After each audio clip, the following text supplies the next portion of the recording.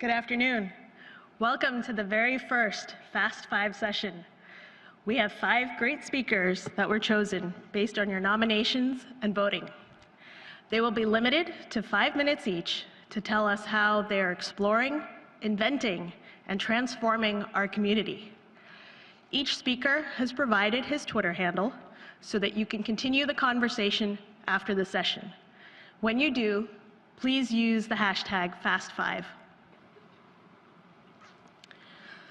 To help medical students learn how to select the appropriate medical imaging for patients, GE Healthcare and RSNA Education Scholar grantee, Dr. Marc H. Willis, created a web-based program using case vignettes to simulate the image ordering process and educate students about appropriate imaging. Dr. Willis will share more about this innovation in education now while presenting Radiology Teaches, Technology-Enhanced Appropriateness Criteria Home for Education Simulation. The best part about Fast 5 is that in order to keep your attention, I only have to be slightly more interesting than Twitter, Facebook, and your email for the next 5 minutes.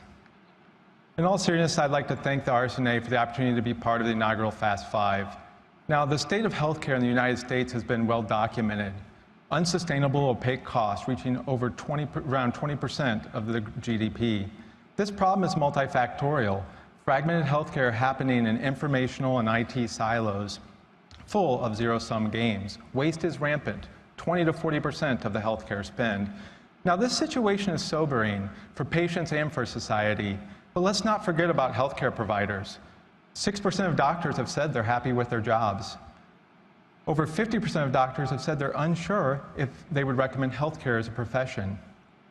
Nearly 50% of radiologists report signs and symptoms of burnout. And most sadly, the physician suicide rate, over 2 times that of the general population. Now, what's our path forward? How do we reach the quadruple aim?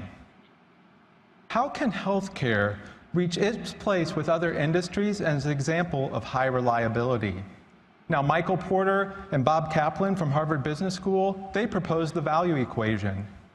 Edwards Deming, a pioneer in quality improvement, he said we cannot transform the prevailing system if we don't transform the prevailing system of education. What about the American Medical Association? Now, they've called for change and disruption of the Flexarian 2+2 apprenticeship model we've been using for over 100 years. In addition to basic science and clinical science, they've called for a 3rd pillar of medical education called health system science, focused on healthcare delivery. Let's look in the mirror. What does radiology education look like? Too often like this, learners passively watching studies being dictated. Now, this takes us to the next question. What are we doing? Now, we have been making strides downstream in the area of clinical decision support, hoping we can modify behaviors. But these problems are great. We must also go upstream to educate differently, educate more effectively and more efficiently. Now, we come to Fast 5 looking for ideas and innovative solutions. Today, I would like to share with you an innovative program called Radiology Teaches. It started right here at RSNA in 2013 with an elevator pitch. It's an education simulation platform that simulates the process of ordering imaging studies. Learners, as they're thinking about what to order, it's integrated with clinically available decision support, and they get image-rich, patient-facing information in the form of appropriateness criteria, color-coded in red, yellow, and green. With the exam, they learn how to appropriately request intravenous contrast, and we all know that is a tremendous inefficiency for us. They get cost information based on CMS data, and they get the relative radiation dose exposure to our patients. And we have the ability to give supplemental resources through links to things like the American College of Radiology appropriateness criteria. But what about this? We can also facilitate patient engagement and patient-centered care by links to other patient-facing resources like radiologyinfo.org. And this is all self-paced and self-directed by the learners. To date, 18 institutions from around the country have joined the Radiology Teaches movement. As of last week, over 550 learners have already done simulation modules for Radiology Teaches, many of them providing feedback to help us make improvements. Now, I would like to highlight one program that's been made possible through an RSNA Education Scholar Grant. At my institution, like many, radiology is not a required elective for our medical students.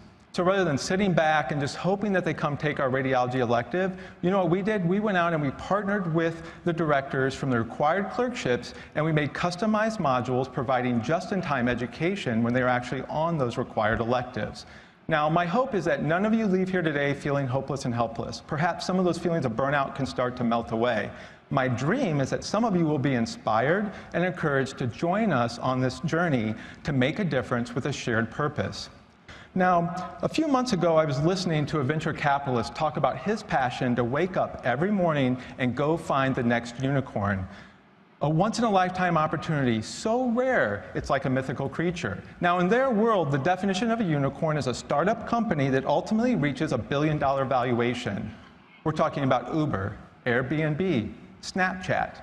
Now, these are disruptors, a bold departure from tradition. Now, in medical education, our definition probably would be a little bit different, but the characteristics would be the same. Now, I believe that Radiology Teaches can be an agent for change, empowering and enabling our current and future medical providers to walk with us on this journey to make a difference for our profession, for our patients, and for society. Thank you for your 5 minutes.